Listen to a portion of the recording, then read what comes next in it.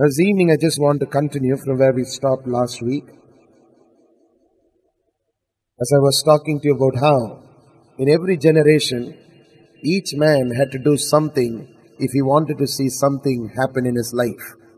He had to turn his face away from natural circumstances and put his face on the word of God to him. பாருங்கள், ஒரு மனிதன் வேதாகமத்திலே நாம் பார்க்கக்கூடிய எந்த ஒரு மனுஷனும் அவனுடைய வாழ்நாளிலே ஏதாவது அவன் சாதித்திருக்க வேண்டும் என்றால் கர்த்தருடைய வார்த்தைக்கு அவன் முதலிடத்தை கொடுத்து அவன் சூழ்நிலையிலிருந்து அவனுடைய முகத்தை திருப்பி சுவர்புறமாக அதை திருப்பி கர்த்தரை பார்த்து கர்த்தருடைய வார்த்தையை பார்த்து இது கர்த்தருடைய வார்த்தை என்று அறிந்தவனாக அதற்கு முதலிடத்தை கொடுத்தவனாக இருப்பான் என்றால் அவன் தன்னுடைய வாழ்நாளிலே ஏதாவது சாதித்திருப்பான். அதை குறித்து வேதாகமத்திலே நாம் வாசிக்கலாம். ஆகையால் நாமும் அதே போலதான் நம்முடைய வாழ்க்கையிலே செய்ய வேண்டும் என்பதை குறித்து தான் நாம் தியானித்து வருகிறோம். சென்ற வாரத்திலே ஆதியாகமம் 6வது அதிகாரத்திலிருந்து நாம் ஒரு சில காரியங்களை பார்த்தோம். ஆதியாகமம் 6வது அதிகாரம் 1வது வசனம் முதல் 8வது வசனம் வரைக்கும் என்ன பார்த்தோம் என்றால், துன்மார்க்கர்கள் அவர்கள் செய்த காரியத்தின் நிமித்தம் கர்த்தருடைய கோபாக்கினை பூமியில் மீது வந்தது என்பதை குறித்து நாம் வாசித்தோம். Saw that the anger of God was kindled against man in Genesis chapter 6 verses 1 to 8 as a result of something that took place. ஏதோ ஒரு காரியம் நடந்தது, அது கர்த்தருடைய பார்வையிலே விரோதமாக இருந்த ஒரு காரியம். ஆகையால் என்ன நடந்தது? அவருடைய கோபம் அந்த நேரத்திலே மனிதர்கள் மீது மூண்டது என்று நாம் பார்க்கிறோம். ஆனால் ஒரு மனுஷன் அவன் தேவ தயவை பெற்றுக்கொண்டான் என்று நாம் 8வது வசனத்திலே வாசிக்கிறோம். Genesis 6 verse 8 we read of one man who found favor with God. நோவாவுக்கோ கர்த்தருடைய கண்களில் கிருபை கிடைத்தது. கிருபை கிடைத்தது என்று நாம் வாசிக்கிறோம். அது நிமித்தம் என்ன நடந்தது? கர்த்தர் தாமே அவனிடத்திலே ஒரு வார்த்தை பேசினார் என்று நாம் பார்க்கிறோம். என்ன? ஜல பிரளயத்தை குறித்து நாம் வேதத்திலே கர்த்தர் அதை குறித்து நோவாவிடத்தில் பேசினார் என்று நாம் வாசிக்கிறோம். God spoke to Noah about the deluge or the flood that would come upon the earth. Now you must understand that Noah had never seen floods till then. He had never seen rain till then. The Bible explains to us that the earth was watered with the dew of heaven. Now God's not talking about just rains, He's talking about floods. And all through the years in which Noah built the ark, there was not a single inclination of that kind of a situation ever arising. பாருங்கள், நோவா தன் பேழையை அவன் செய்து கொண்ட நாட்களிலே இவ்விதமான ஒரு ஜலப்பிரளயம் வரும் என்பதை குறித்து இயற்கை ரீதியிலே ஒரு காரியமும் அவன் பார்க்கவில்லை. He never saw even the slightest inclination of something that would resemble a flood stage to give him hope that something like this would happen. But then the Bible tells us that he believed God. Amen. பாருங்க, வேதத்திலே நீங்கள் வாசிக்கும் பொழுது ஆதியாகமம் 6வது அதிகாரத்திலே நீங்கள் இதை குறித்து வாசிக்கலாம். என்ன இவ்விதமான ஒரு காரியம் நடக்கும் என்பதை அவன் விசுவாசித்தான். ஆகையால் பேழையை அவன் உருவாக்கினான் என்று நாம் பார்க்கிறோம். He created the ark and kept at it and built it because he believed that the deluge would come. He had to take his eyes off natural circumstances. There must have been people who mocked him. There must have been people who laughed at him. There must have been people who kept criticizing the work that was going on every day for all those many years. அவன் அந்த பேழையை செய்து கொண்டு இருந்த நாட்களிலே ஒவ்வொரு நாளும் மனிதர்கள் அவனை பரியாசம் பண்ணியிருக்க வேண்டும், கேள்வி கேட்டிருப்பார்கள். என்ன எதற்காக இவ்விதமான ஒரு பெரிய பேழையை உருவாக்குகிறீர்கள் என்று கேட்டிருப்பார்கள். ஆனாலும் அவன் தொடர்ந்து அதை செய்து கொண்டிருந்ததை நாம் வேதத்திலே வாசிக்கிறோம். He kept at it, building the ark through all those years, never quitting, because he believed that something was going to happen. And the Bible says, as a result of that, this man and his family were saved from the floods. Hallelujah.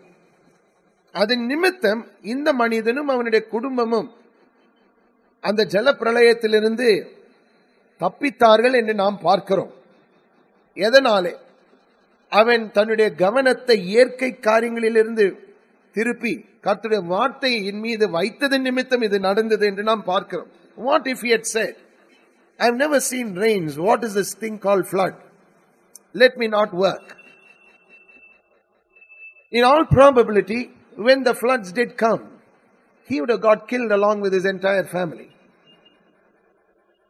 Now the ark of Noah is considered a type of Jesus Christ. Now that's what I told you last week. நோவாவின் பேழையை குறித்து நாம் வாசிக்கும் பொழுது அது எதற்கு ஒரு மாதிரியாக இருக்கிறது என்றால் ஆண்டவராக இயேசுவை குறிக்கும் ஒரு மாதிரியாக இருக்கிறது. அந்த மாதிரியை நாம் பார்க்கும் பொழுது என்ன நாம் பார்க்கிறோம்? இயேசுவுக்குள் இருக்கும் மனிதர்கள் தேவனுடைய கோபாக்கினையிலிருந்து தப்புவார்கள் என்பதை குறித்து நாம் வேதத்திலே வாசிக்கிறோம். மனிதர்கள் இன்றைக்கும் அவரிடத்தில் விசுவாசத்தினாலே வரும்பொழுது அவர்களுக்கு கர்த்தர் அடைக்கலமாக இருக்கிறார். God becomes a refuge to people who come to him by faith from the wrath of God and the judgment of God, because he becomes our peace. அவரே நம்முடைய சமாதான பிரபுவாக இருப்பது நிமித்தம் அவருக்குள் இருக்கும் மனிதர்கள் தேவனுடைய கோபாக்கினையிலிருந்து தப்புகிறார்கள் என்று நாம் பார்க்கிறோம். ஆகையால் தான் இயேசுவின் இரண்டாவது வருகை குறித்து செய்திகளை கேட்கும் மக்கள், முக்கியமாகவே விசுவாசிகள் கிறிஸ்துவர்கள் பயப்படக்கூடாது. ஏனென்றால் அதை குறித்து ஏற்கனவே ஆண்டவராகிய இயேசு கிறிஸ்து நமக்கு என்ன நடக்கும் இந்த கடைசி நாட்களிலே என்ன நடக்கும் என்பதை குறித்து திட்டம் தெளிவாக அவர் போதித்திருக்கிறார். Now Jesus in his goodness has taught us what will happen in the last days, which is preceding his second coming. Now I want you to see Matthew chapter 24, please. மத்தேயு 24வது அதிகாரம்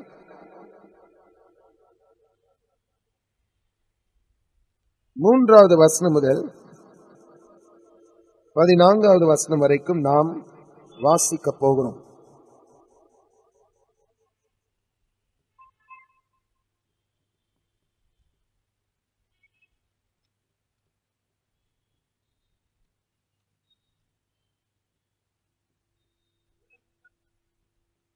Come with me to Matthew 24, verses 3 to 14, please.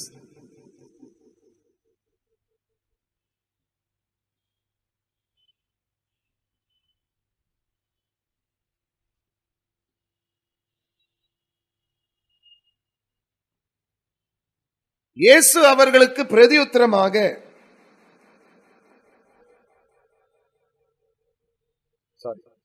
மூன்றாவது வசனம், பின்பு அவர் ஒலிவ மலையின் மேல் உட்கார்ந்திருக்கையில் சீஷர்கள் அவரிடத்தில் தனித்து வந்து, இவைகள் எப்பொழுது சம்பவிக்கும்? உம்முடைய வருகைக்கும் உலகத்தின் முடிவுக்கும் அடையாளம் என்ன? எங்களுக்கு சொல்ல வேண்டும் என்றார்கள். பாருங்கள், ஒரு ஆச்சரியமான காரியம் என்ன? இரண்டாவது வருகையை கேட்ட மக்கள் இன்றைக்கு இல்லை. The ones who asked about the second coming are not around. But he's not yet come. Amen. So there's no need to really fear. They were anxious in their time. Tell us what is going to happen in the end times. Nothing wrong with their question. But then the ones who originally asked the question are not around. They already gone to be with him. But Jesus has given us the answer to their question. And that's what gives us hope in these last days. பயப்படாமல் இருப்பதற்கு ஆண்டவராகிய இயேசு அவர்களுடைய கேள்விக்கு கொடுத்த பதிலை குறித்து நாம் பார்க்க போகிறோம். வாசிக்கலாம். இயேசு அவர்களுக்கு பிரதியுத்தரமாக, ஒருவனும் உங்களை வஞ்சியாதபடிக்கு எச்சரிக்கையாயிருங்கள், குறித்துக் கொள்ளுங்கள். ஏனெனில் அநேகர் வந்து என் நாமத்தை தரித்துக் கொண்டு நானே கிறிஸ்து என்று சொல்லி அநேகரை வஞ்சிப்பார்கள். யுத்தங்களின் செய்திகளையும் கேள்விப்படுவீர்கள். கலங்காதபடி எச்சரிக்கையாயிருங்கள், குறித்துக் கொள்ளுங்கள். Throughout, Jesus keeps telling his disciples not to fear. Whether they hear of rumors of wars or even hear of wars, the Christian believer is not to worry. இவைகள் எல்லாம் சம்பவிக்க வேண்டியதே, ஆனாலும் முடிவு உடனே வராது. The end doesn't come that quick. ஜனத்துக்கு விரோதமாய் ஜனமும் ராஜ்யத்துக்கு விரோதமாய் ராஜ்யமும் எழும்பும். பஞ்சங்களும் கொள்ளை நோய்களும் பூமி அதிர்ச்சிகளும் பல இடங்களில் உண்டாகும். இவைகள் எல்லாம் வேதனைகளுக்கு ஆரம்பம். அப்பொழுது உங்களை உபத்திரவங்களுக்கு ஒப்புக் கொடுத்து உங்களை கொலை செய்வார்கள். என் நாமத்தின் நிமித்தம் நீங்கள் சகல ஜனங்களாலும் பகைக்கப்படுவீர்கள். அப்பொழுது அநேகர் இடலர் அடைந்து ஒருவரை ஒருவர் காட்டிக் கொடுத்து ஒருவரை ஒருவர் பகைப்பார்கள். அநேகம் கள்ள தீர்க்க தரிசிகளும் எழும்பி அநேகரை வஞ்சிப்பார்கள். இதெல்லாம் கடைசி நாட்களிலே நடக்கக்கூடிய அடையாளங்கள். அக்கிரமம் மிகுதியாவதினால் அநேகருடைய அன்பு தணிந்து போம். முடிவு பரியந்தம் நிலை நிற்பவனே ரட்சிக்கப்படுவான். ராஜ்யத்தினுடைய இந்த சுவிசேஷம் பூலோகம் எங்கும் உள்ள சகல ஜாதிகளுக்கும் சாட்சியாக பிரசங்கிக்கப்படும். அப்பொழுது முடிவு வரும். பாருங்க, முடிவு எதனால் வரும் என்றால், பூமி அதிர்ச்சி நிமித்தம் வராது, கொள்ளை நோயினால் வராது, பல இடங்களிலே நடக்கக்கூடிய பஞ்சங்களினால் வராது. அதுவும் இல்லாமல் ஒரு ராஜ்யம் இன்னொரு ராஜ்யத்திற்கு எதிராக போரினால் இவ்விதமாக பூமி முடிந்ததும் அதனால் வராது. அப்படியாக நாம் கேட்கப்பட மாட்டோம். ஏனென்றால் பூமியின் முடிவு எதனாலே வரும்? What will precede the coming of the Lord is the preaching of the kingdom of the Lord. The kingdom of God is not understood by many. இந்த ராஜ்யத்தின் சுவிசேஷம் என்றால் பலர் புரிந்து கொள்ளாமல் இருக்கிறார்கள். ராஜ்யத்தின் சுவிசேஷம் என்ன? What is the kingdom of God and the gospel of the kingdom, the good news about the kingdom? The good news of the kingdom has to be preached first.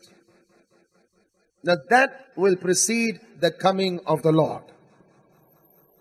Now, not too many people know about the gospel of the kingdom. ராஜ்யத்தின் சுவிசேஷம் என்ன என்று பலருக்கு தெரியாது. ஏனென்றால் தேவ ராஜ்யத்தை குறித்தே முதலாவது அவர்கள் வாசித்தது கிடையாது, அதை குறித்து தியானிப்பதும் கிடையாது. அது எப்படி இருக்கிறதும் அவர்களுக்கு தெரியாது. பரலோகம் என்றால் அவர்களுக்கு தெரியும், ஆனால் ராஜ்யம் என்றால் என்ன என்று அவர்களுக்கு தெரியாது. ராஜ்யத்திலே நடக்கக்கூடிய காரியங்களை குறித்து அவர்களுக்கு ஒரு வெளிப்பாடும் இல்லை. They don't understand the gospel of the kingdom one bit.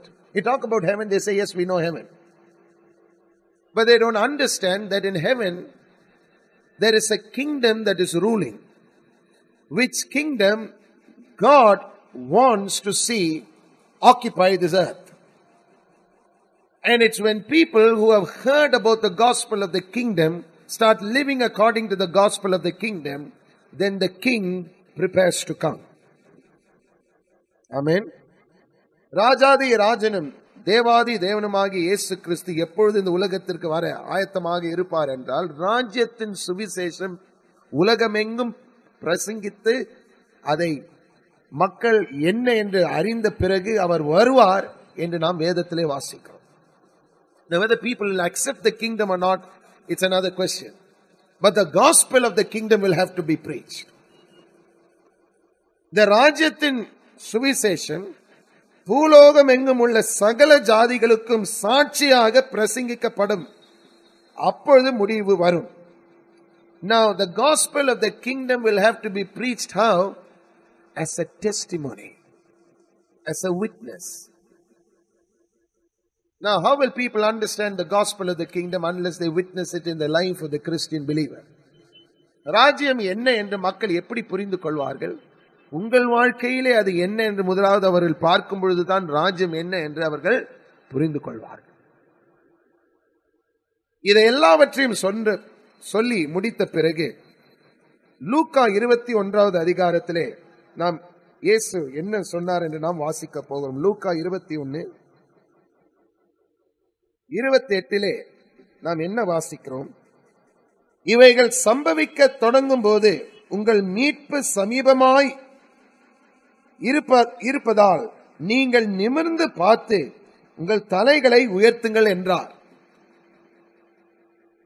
அந்த வசனத்தை தயவு செய்து குறித்துக் கொள்ளுங்கள். நீங்கள் நிமிர்ந்து பார்த்து உங்கள் தலைகளை உயர்த்துங்கள். Now this is Jesus' intention for his people. Luke 21:28. Lift up your heads. Lift up your eyes. He doesn't want us burying our head in the ground. தலையை மண்ணுக்கு அடியிலே புதைக்க வேண்டும் என்று அவர் சொல்லவில்லை. அதற்கு மாறாக சந்தோஷமாக நம்முடைய மீட்பு சமீபமாய் இருக்கிறது என்று எண்ணி தலைகளை உயர்த்தினவர்களாக வாழ வேண்டும். Once we understand that our salvation is nigh, our redemption is nigh, the end is at hand, we have got to keep our focus lifted up.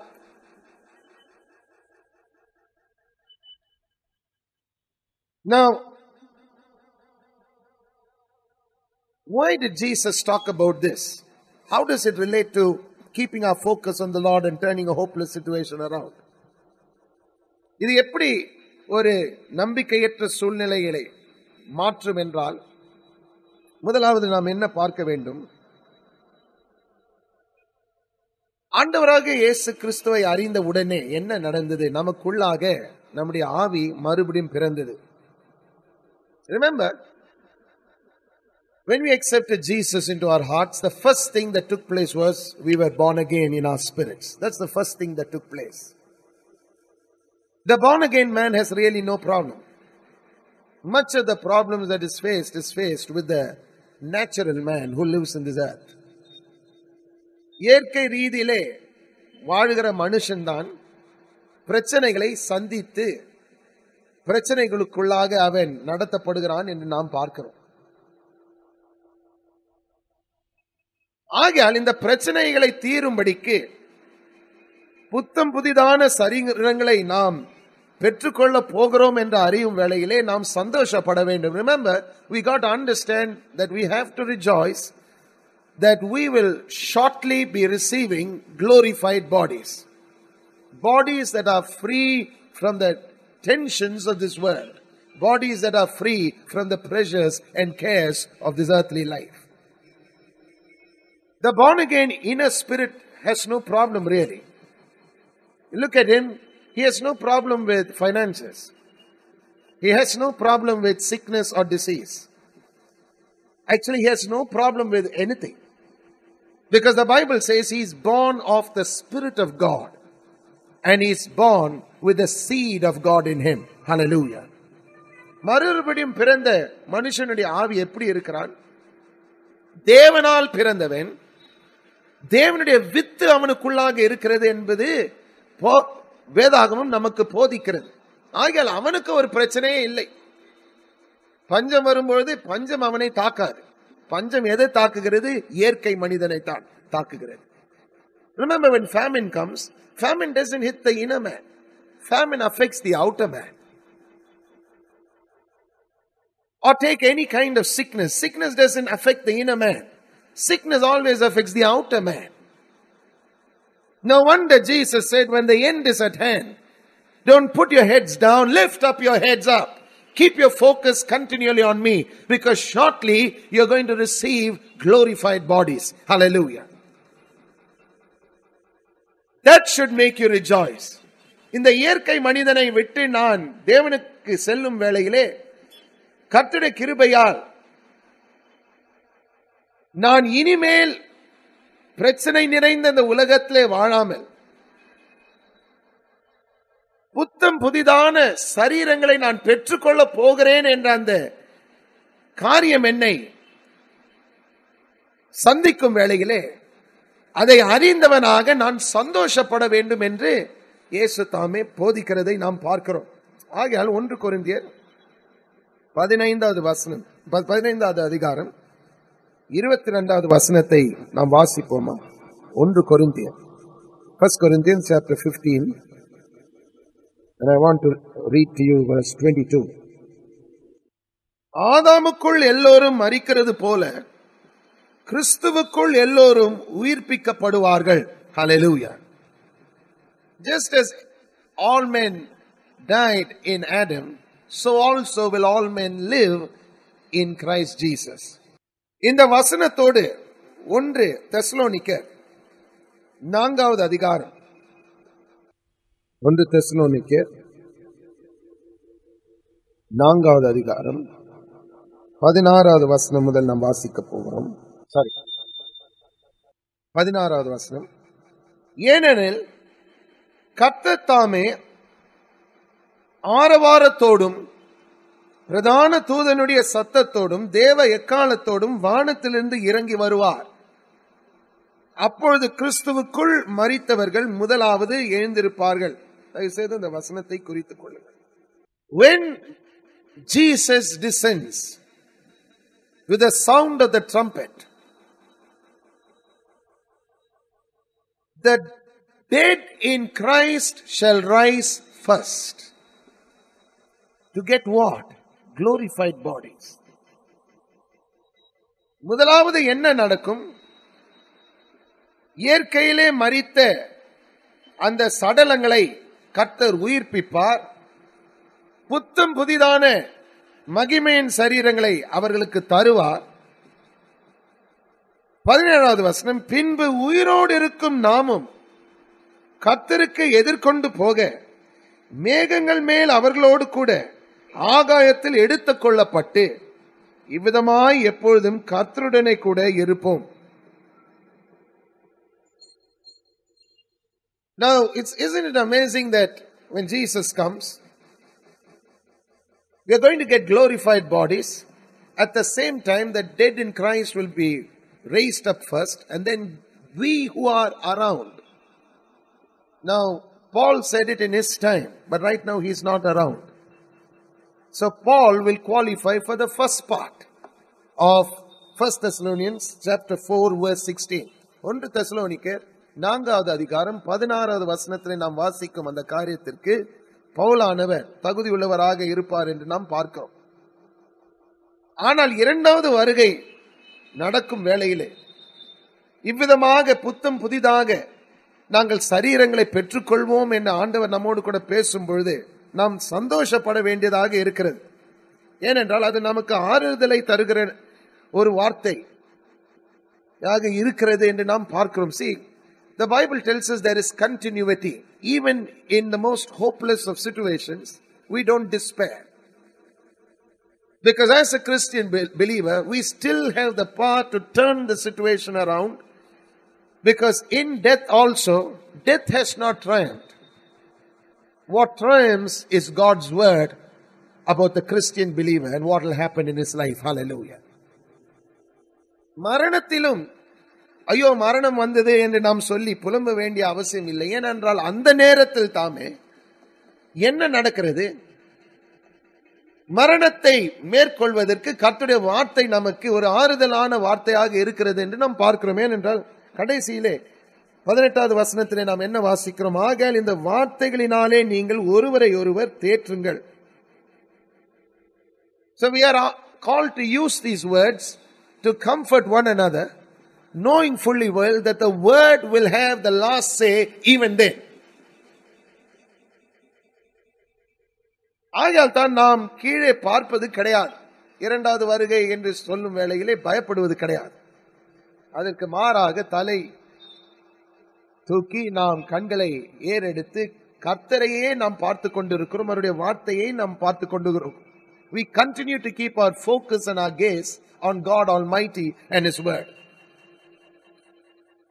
Therefore, we still see that Jesus is God's refuge for every man.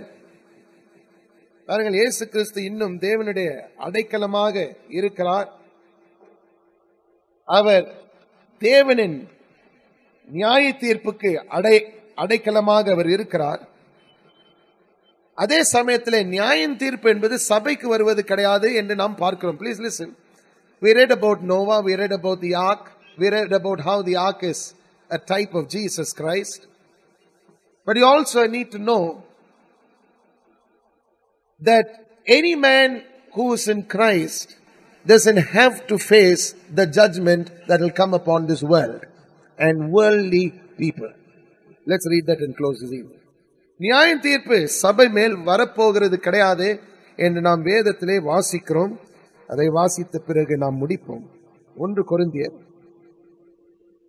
11வது அதிகாரம்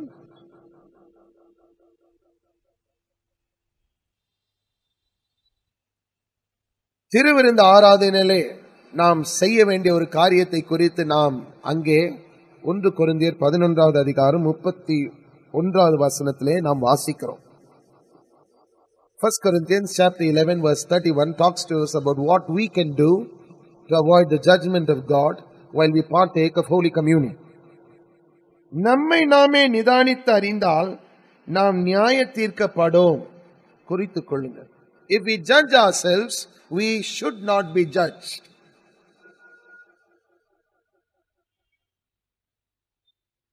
ஆகையால் தவறு செய்தவர்களுக்கு கர்த்தர் ஒரு வழியை திறக்கிறார்.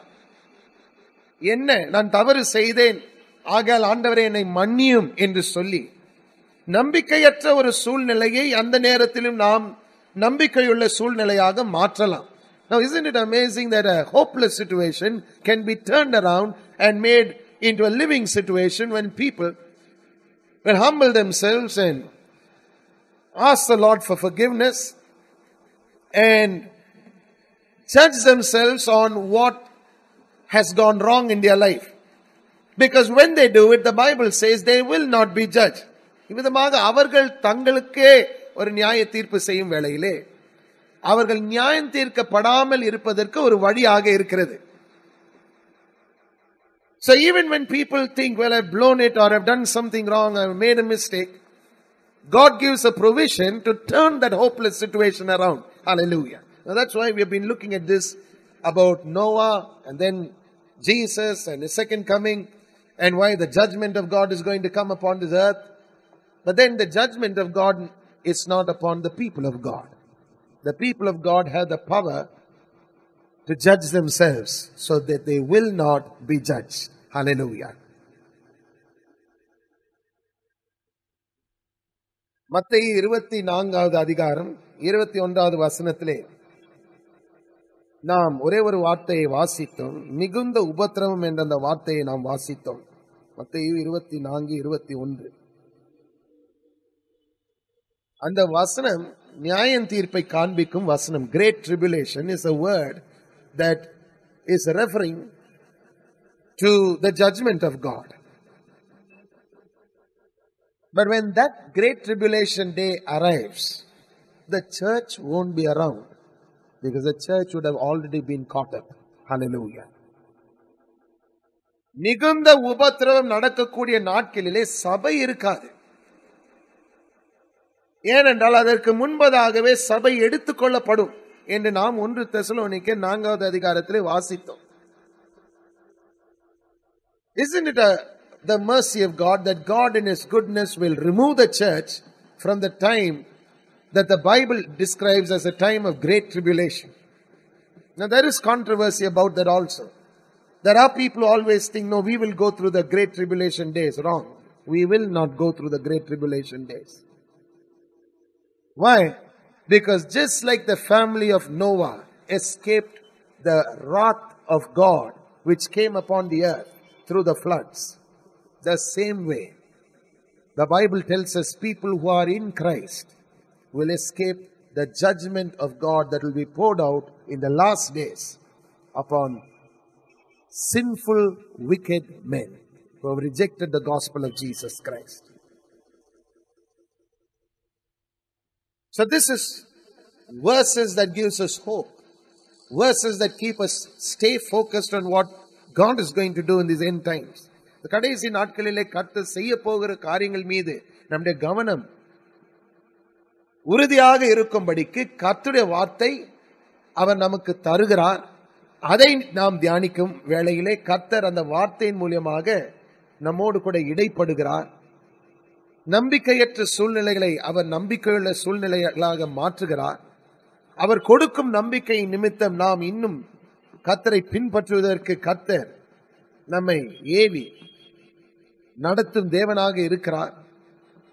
We begin to see that God begins to inspire us to live out every day for Him as He gives us words of hope about how situations in life need not worry us, make us anxious, can keep us still, remain focused on Him, because He will have the last say about what is going to happen in this world.